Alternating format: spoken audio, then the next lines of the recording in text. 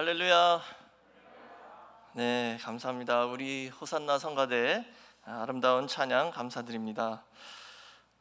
오늘은 2020년 맥주 감사절입니다. 그래서 앞에 이 꽃 보시면 참 아름답죠. 이렇게 맥주 감사절을 맞이해서 이렇게 준비해 주신 우리 수고하신 손길에 감사드립니다. 또 어저께는 7월 4일 이 미국의 독립기념일이었습니다. 그래서 어저께 밤늦게까지 계속 불꽃놀이하는 소리가 들리더라고요. 2020년은 참 여러 가지 일이 있었던 한 해였는데요. 특별히 우리가 살고 있는 이 미국을 위해서 기도해 주셔서 이 미국이 처음에 탄생할 때부터 그 하나님 기독교 사상으로 세워진 나라인데 계속해서 미국에 사는 우리 백성들이 예수 그리스도를 믿고 하나님을 경외하는 그런 마음으로 이 나라가 계속 유지될 수 있도록 기도해 주시면 감사하겠습니다. 자, 오늘 저는 레위기 23장 16절에서 21절 말씀을 통해 맥추절과 누룩이란 제목으로 잠시 은혜를 나누겠습니다. 이 구약에 여러 가지 절기가 있죠.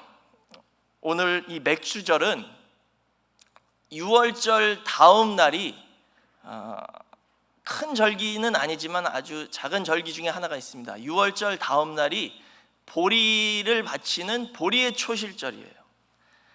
이 구약의 여러 절기들은 다 이 농사 짓는 것과 연결이 되어 있었죠. 그래서 보리는 열매를 일찍 맺기 때문에 유월절 다음 날 봄에 첫 열매를 드리는 초실절이 왔습니다. 그리고 그날부터 정확하게 50일을 세면요, 밀의 첫 열매를 바치는 날이 바로 이 맥추절이에요. 그래서 맥추절은 원래 밀의 첫 열매를 바치는 그런 절기입니다. 그래서 50일을 셌기 때문에 신약에서는 오순절이라고 하죠. 오순절, 50일이 지났다는 뜻이죠.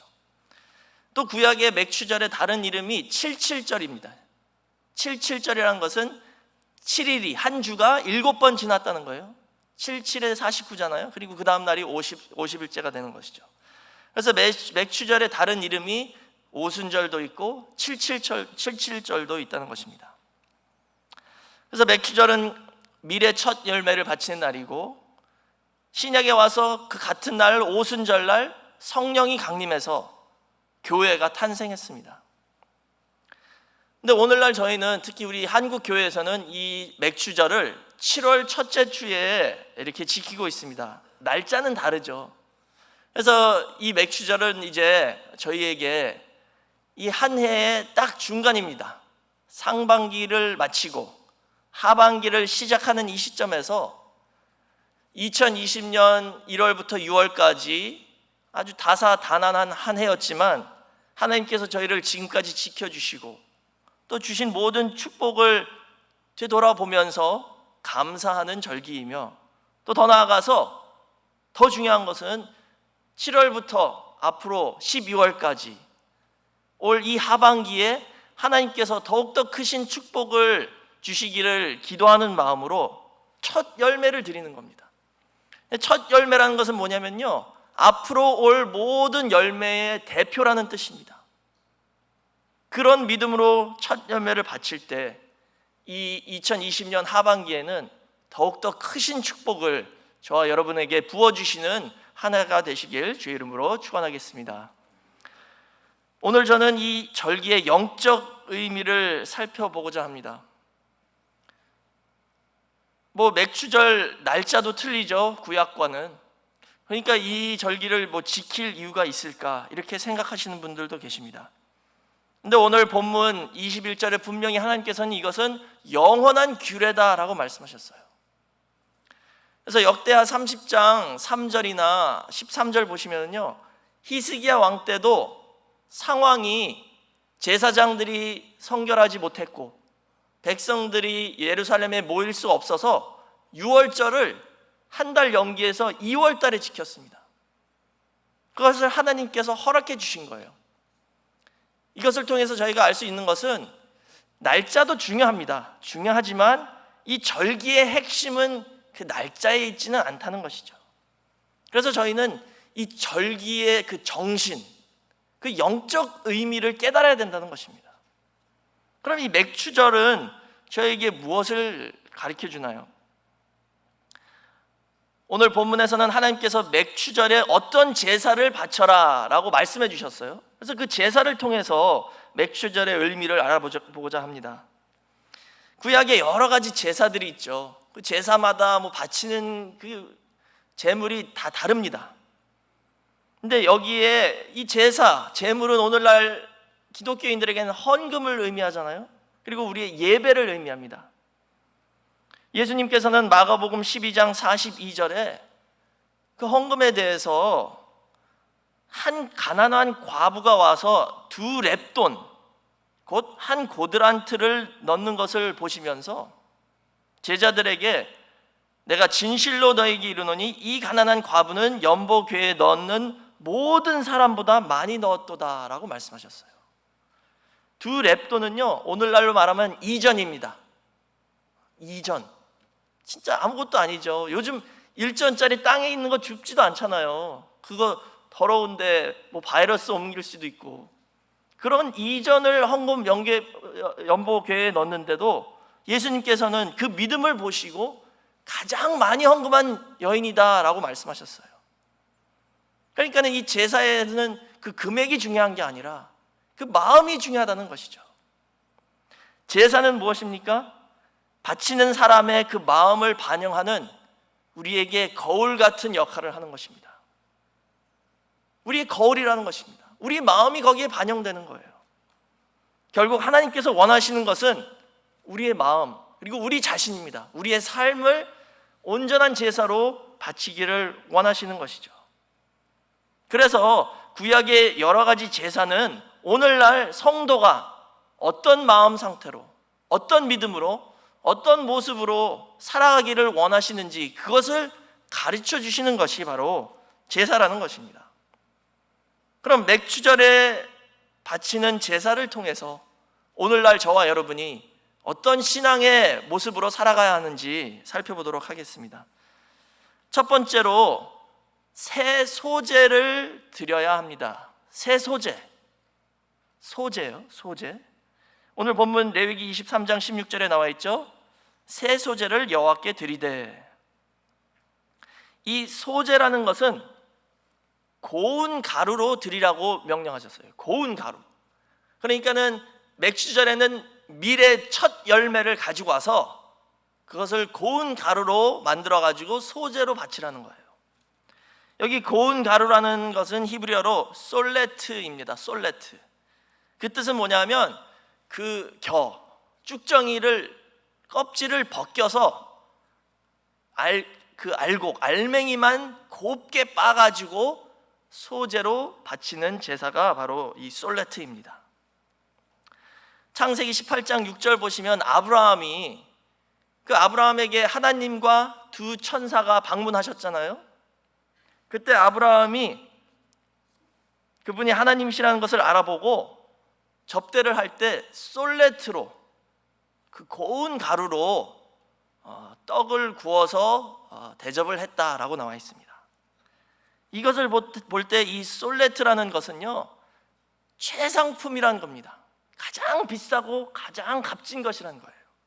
그리고 가장 귀한 손님에게 대접하는 것이죠. 그 옛날에 기계도 없었잖아요. 한번 생각해 보세요. 그 껍질을 다 벗겨가지고 곱게 빻아서 제물로 바치려면 많은 시간과 정성이 들어가게 됩니다.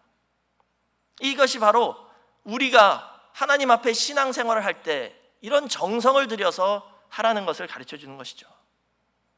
또 더 나아가서 그 껍질을 벗긴다는 것은 육신적으로 우리의 육신의 그 요소를 벗어버리고 신령한 사람으로 거듭나라는 그런 교훈이 담겨 있습니다. 껍질을 벗기는 것이 우리의 육의 몸을 벗는 거나 비슷한 모습이죠. 그래서 골로새서 3장 9절에 옛사람과 그 행위를 벗어버리고 새 사람을 입으라 라고 말씀하셨어요.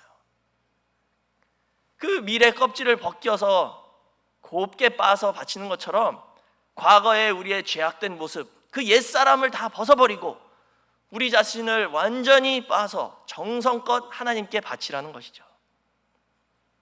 그래서 마태복음 3장 12절 말씀 보시면 주님이 다시 오실 때 손에 키를 들고 자기의 타작마당을 정하게 하사 알곡은 모아 곡간에 들이고 쭉정이는 꺼지지 않는 불에 태우시리라 라고 말씀하셨어요. 이전에 그 쭉정이, 우리의 죄악된 모습, 우리의 옛사람, 그 육신의 요소들을 벗어버리지 않으면 저희도 이렇게 될 수 있다는 뜻이죠. 그러므로 이 맥주절에 하나님께 소제를 바치라는 뜻은 성결한 생애를 하나님께 약속하는, 다짐하는 표현이 되겠습니다. 성결한 생애.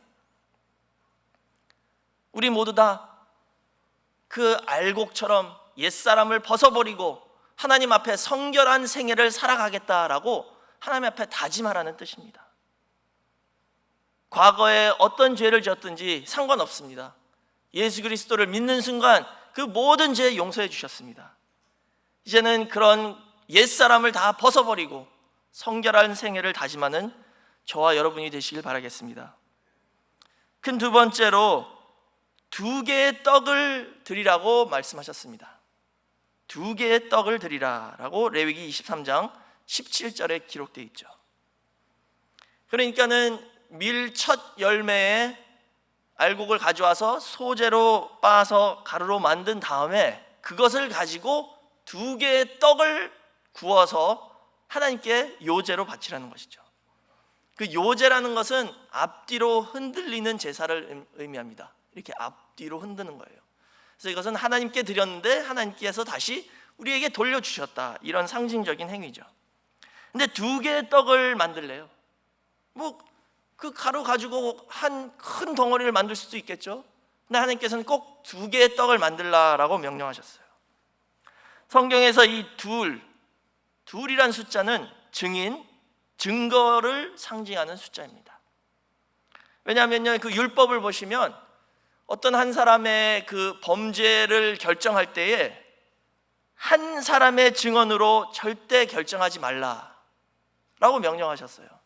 그래서 적어도 2-3사람, 최소한 2사람의 증언이 있어야지만이 그 범죄가 정해질 수 있다라고 신명기 19장 15절에 말씀하셨어요.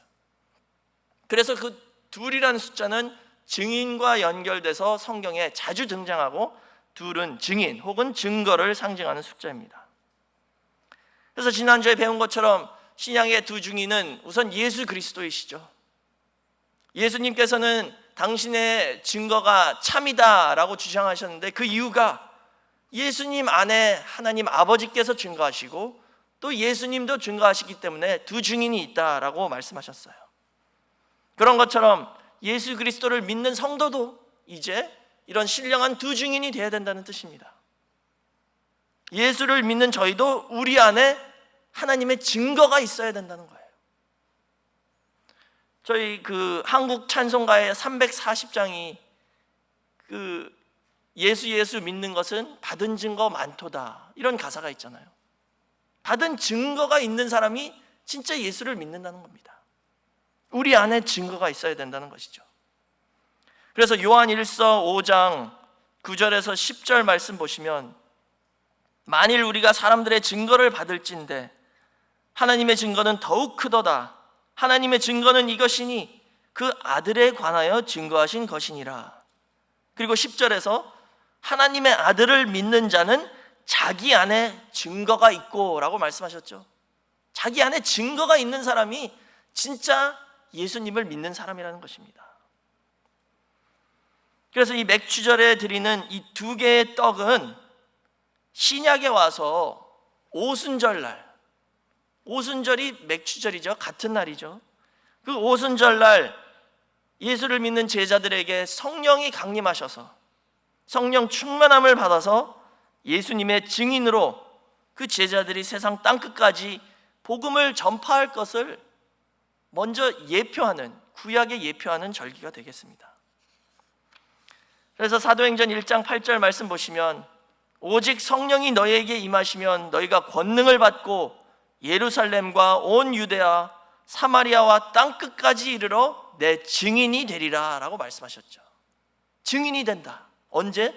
성령이 임할 때, 그 증거를 받을 때 증인이 되는 겁니다. 예수님도 70문도를 전도 보내실 때 2명씩 짝지어서 보내셨어요. 그리고 제자들이 예수님 승천하신 후에 성령 받은 다음에도 그 예수님이 하신 것을 따라서 2명씩 전도를 나갔습니다. 그래서 사도행전 3장이나 4장 보시면 베드로와 요한이 같이 다니면서 전도를 했죠. 그러다가 잡혔습니다. 그때 사도행전 4장 20절에 그 베드로가 고백하는 말씀이 나와 있죠. 우리는 보고 들은 것을 말하지 아니할 수 없다. 보고 들은 것 말하지 아니할 수 없다. 이게 바로 증인의 사명이에요. 증인은 뭔가 본 사람이죠. 뭔가 들은 사람입니다. 증거가 있는 사람이에요. 그걸 말을 안 할 수 없다는 거예요. 예를 들어서 누가 죄를 졌는데, 누구를 죽였는데, 예를 들자면 그것을 보고 말을 안 하면 그것도 죄라는 것이죠. 저희도 받은 증거가 있습니다. 예수 그리스도가 우리를 위해서 십자가에 돌아가시고 우리의 죄를 사해 주셨다. 인류 역사상 가장 큰 사건이 있는데 그것을 증거 안 할 수 없는 것이죠. 성령 받은 제자들의 이런 모습이 바로 참 증인의 모습이고, 이게 바로 맥추절의 2개의 떡의 제사를 우리에게 그 모습이 어떤 것인지 가르쳐주는 그런 삶입니다. 이 2개의 떡을 통해서 하나님께서는 지금 모든 성도가 참된 증거를 받고 신령한 증인이 돼서 예수 그리스도를 세상 땅끝까지 전파하는 그런 성도가 되라는 것을 보여주고 있습니다. 우리 안에 가장 강력한 증거는 바로 성령님이십니다. 성령을 충만히 받아야지만이 주님의 참된 증인이 될 수 있다는 것이죠. 그래서 요한일서 5장 7절에 증거하는 이는 성령이시니 성령은 진리니라 라고 말씀하셨습니다. 성령 충만한 성도가 되어서 주님을 증거하는, 그러므로 말미암아 참된 증인이 되는 진정한 맥추절을 지키는 저와 여러분 모두가 되시길 주의 이름으로 축원하겠습니다. 마지막 3번째로 2개의 떡은 누룩을 넣어서 구운 것입니다. 누룩을 넣어서 구웠다라고 레위기 23장 17절에 나와 있죠. 누룩을 넣었다, 이게 중요할까라고 생각하실 수 있는데요, 레위기를 자세히 읽어보시면 원래 소제를 드릴 때 누룩은 절대 넣으면 안 된다라고 말씀하셨습니다. 그래서 레위기 2장 11절에 소제물에는 모두 누룩을 넣지 말지니 너희가 누룩이나 꿀을 여호와께 화제로 드려 사르지 못할지니라 라고 말씀하셨어요. 원래 소제 드릴 때 누룩은 넣으면 안 되는데 여기서만, 맥추절만 누룩을 넣어서 구우라 라고 명령하셨습니다. 왜 그러셨을까요? 이것을 알기 위해서 누룩의 의미를 살펴봐야겠죠. 누룩을 살펴보면 누룩의 의미가 2가지가 있습니다. 부정적인 의미도 있고 긍정적인 의미도 있다는 겁니다. 부정적인 의미로 누룩은 잘못된 교훈, 마태복음 16장 6절이나 11절에서 12절 보시면 바리새인과 사두개인의 교훈을 누룩이다라고 예수님이 말씀하셨어요. 인간의 생각이 섞인 잘못된 교훈을 말하는 것이죠. 2번째로는 외식을 의미합니다. 외식. 누가복음 12장 1절 말씀 보시면 예수님께서 다시 한번 바리새인의 교훈을 조심하라 하시면서 그게 바로 외식이다. 외식은 겉과 속이 다른 겁니다. 그리고 3번째로 누룩은 음행을 상징합니다. 음행. 고린도전서 5장 6절에서 8절에 나와 있죠. 그런데 누룩이 긍정적인 의미로 사용될 때도 있습니다. 그 누가복음 13장 20절에서 21절 보시면 예수님이 비유로 하나님의 나라를 내가 무엇으로 비할꼬 하시면서 누룩을 비유로 삼으셨습니다. 마치 여자가 가루 서말 속에 갖다 넣어 전부 부풀게 한 누룩과 같다. 하나님 나라가 누룩과 같다고 그러셨어요. 이것은 좋은 의미겠죠. 이 구절의 의미를 알기 위해서는 그 전체 문맥을 봐야 되는데요. 이 구절은 그 바로 전에 있었던 누가복음 13장 18절과 19절과 연결이 되어 있습니다. 누가복음 13장 18절에서 19절에서는 예수님께서 가라사대 하나님 나라가 무엇과 같을꼬 내가 무엇으로 비할꼬 마치 사람이 자기 채전에 갖다 심은 겨자씨 한 알 같으니 자라 나무가 되어 공중의 새들이 그 가지에 깃들였느니라 라고 말씀하셨죠. 첫 번째 비유에서는 겨자씨에 대한 비유를 말씀하셨고 그 다음에 이어서 두 번째는 누룩에 대한 비유를 말씀하셨습니다. 이 두 비유 모두 보시면 하나님 나라를 아주 작은 것으로 비유하셔서 이 작은 것으로 시작했는데 나중에는 엄청나게 큰 것으로 이렇게 자랐다라는 것을 보여주고 있습니다. 겨자씨는 씨 중에 가장 작은 씨예요.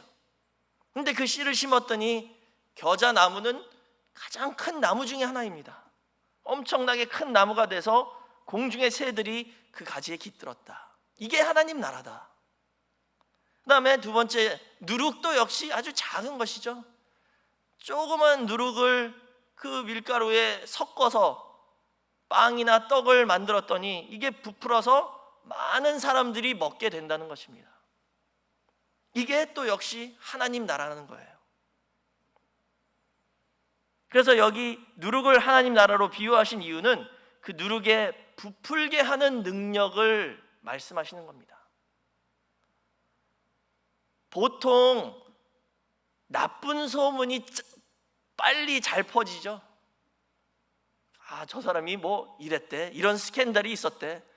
그럼 뭐 산불같이 그냥 확 퍼집니다. 근데 나중에 알고 보니까 그게 사실이 아니에요. 그거 사실 아니래. 그 사실 아니다라는 말은 안 퍼져요. 아무도 모르고 있어. 나쁜 소문은 금방 퍼지죠. 그래서 누룩이 대체적으로 부정적인 의미로 사용되는 겁니다. 그런데 하나님께서는 때가 되면 하나님의 좋은 누룩도 주시겠다는 거예요. 하나님 말씀이 전도하기 힘들죠. 전파하기 힘듭니다. 근데 하나님께서 신령한 누룩을 주시면 그 나쁜 소문보다 더 빨리 주님의 복음이 전 세계 땅끝까지 순식간에 전파되는 그런 역사가 있을 것이다 라는 것을 약속하시는 말씀입니다. 그 누룩이 뭡니까? 그게 바로 성령의 역사라는 겁니다. 성령님이 누룩이에요. 제자들이 성령을 받았더니 그 말씀이 사도행전 23장 보시면요, 사도 바울이 전염병 같은 놈이다 라는 욕을 들었습니다. 전염병같이 빨리 퍼졌다는 거예요. 코로나 바이러스보다도 더 빨리 구속사의 말씀이 앞으로 퍼질 것을 하나님께서 약속하시는 말씀입니다. 그게 하나님의 신령한 누룩이라는 것입니다. 그러므로 맥추절 제사로 누룩을 넣은 떡 2개를 바치라고 하신 것은 앞으로 신약시대의 오순절날 성령님이 강림하시면 아주 적은 믿음, 아주 작은 능력을 가진 이 제자들이 신령한 누룩을 받아서 그리스도의 복음을 세상 땅끝까지 전파하는 신령한 증인이 될 것을 미리 보여주시는 말씀입니다. 사랑하는 성도 여러분, 이번 맥추절 우리 하나님 아버지 앞에 신령한 새 소재의 제사를 드리길 바랍니다. 그것은 뭐예요? 성결한 생애를 하나님 앞에 다짐하는 것입니다. 더 나아가서 2개의 떡을 드릴 때 예수 그리스도를 믿는 참 증거를 받아서 우리가 주님의 참된 증인이 되고자 라고 다짐하는 그런 믿음을 가지시기 바랍니다. 그랬을 때 하나님께서 신령한 누룩인 성령 충만함을 저희 모든 성도님들에게 부어주셔서 우리 안에 작은 능력을 누룩같이 부풀게 해서 하나님의 참 증인의 사명을 능히 감당하고 말씀의 전 세계화의 통로가 되는 저와 여러분 모두가 되시길 주의 이름으로 축원하겠습니다. 기도하겠습니다. 사랑과 은혜가 충만하신 아버지 하나님, 저희를 다시 한번 교회에 나와서 예배를 드릴 수 있도록 은혜 허락해 주심을 감사드립니다. 저희는 너무나도 부족하고 연약하고 믿음이 너무나도 작습니다. 그러나 아버지 하나님, 오늘 진정한 맥주절의 의미를 배움으로 이 시간 저희가 갖고 있는 이 작은 믿음과 작은 능력이라도 주님의 증인이 되는 사명을 위하여 하나님 아버지 앞에 바치고자 하는 그런 마음을 갖게 해주심을 감사드립니다. 이제 아버지께서 친히 신령한 누룩, 성령 충만함, 아버지의 영으로 충만하게 채워주셔서 이 작은 믿음, 이 작은 능력이 자라서 부풀어 올라서 전 세계 땅끝까지 주님의 말씀을 선포하는 능력자의 증인들 모두가 될 수 있도록 인도하여 주시옵소서. 더 나아가 주님의 복된 누룩을 허락하여 주셔서 우리 가정에 있는 은혜와 믿음과 사랑도 부풀어 오를 수 있게 허락하여 주시고, 우리 사업과 직장에 있는 그 모든 재물의 축복까지도 부풀어 오르게 허락하여 주셔서 주의 뜻을 위해서 크게 쓰임받는 모든 가정과 직장과 사업장이 될 수 있도록 역사하여 주시옵소서. 아버지 하나님, 우리 뉴영들 푸른교회 기억하여 주시고 신령한 누룩이 임해서 큰 전도의 역사, 큰 부흥의 역사 허락하여 주시옵소서. 바이러스가 엄습할지라도 우리 성도의 믿음을 막지 못하는 귀한 역사 있게 허락하여 주시고, 사도 바울같이 이 말씀이 저희를 통하여 전 세계에 전파되는 역사 허락하여 주시고, 아버지의 은혜가 우리를 통해서 많은 사람들에게 전달되는 귀한 역사 있게 허락하여 주시옵소서. 모든 것을 감사드리며 예수님의 이름으로 간절히 기도드렸사옵나이다. 아멘. 하나님께 영광의 박수 올립니다.